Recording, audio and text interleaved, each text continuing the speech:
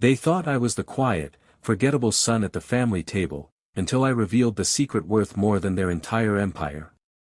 The chandelier glowed above polished silverware as my family gathered for Sunday dinner. Laughter, wine, pearls, designer suits, everything screamed luxury. Except me. I sat in a plain black shirt, my laptop bag heavy at my side. Inside it, 5 years of research that could rewrite the laws of technology. My father swirled his glass.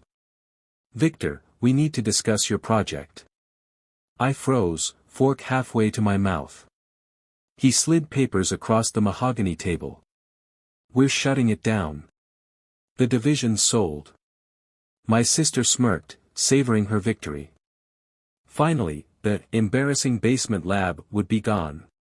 "But we're on the edge of a breakthrough," I said, voice sharp. "Breakthroughs don't pay bills," my father snapped.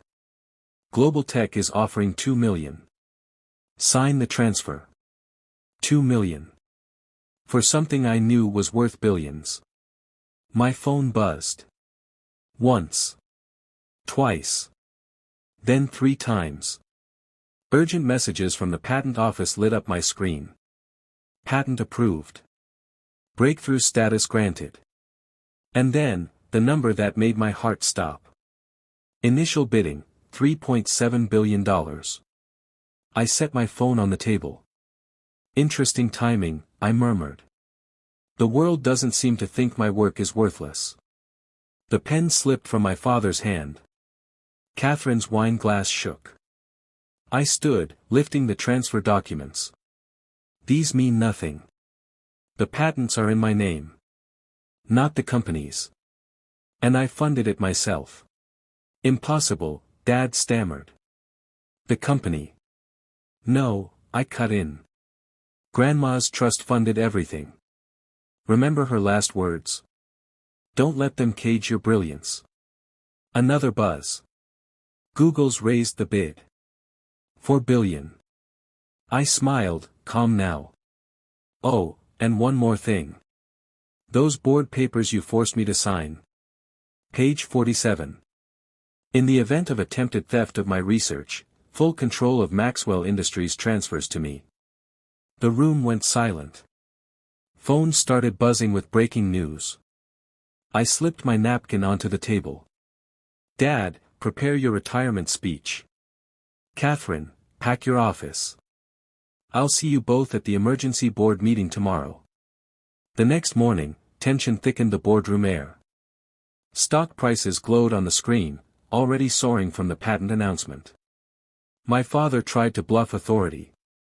But I cut him off with one sentence. "Facts, not excuses." My lawyer handed every board member proof.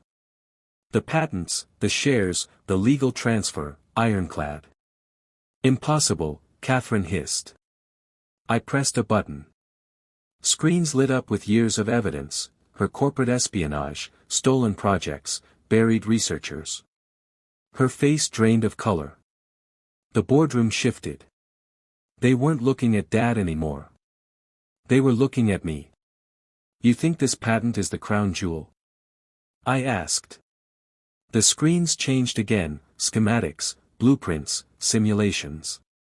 "Meet Project Phoenix." Gasps filled the room. An underground quantum facility, 3 football fields wide, already built. While they mocked me as the basement scientist, I was constructing the future beneath their feet. I tapped through results. Quantum supremacy. Protein folding solved in hours. Carbon capture cracked. The board members' phones buzzed wildly as the markets exploded. "This," I said, "isn't just theory. It's reality." "You can't do this," Dad spat. I turned toward him. "I already have.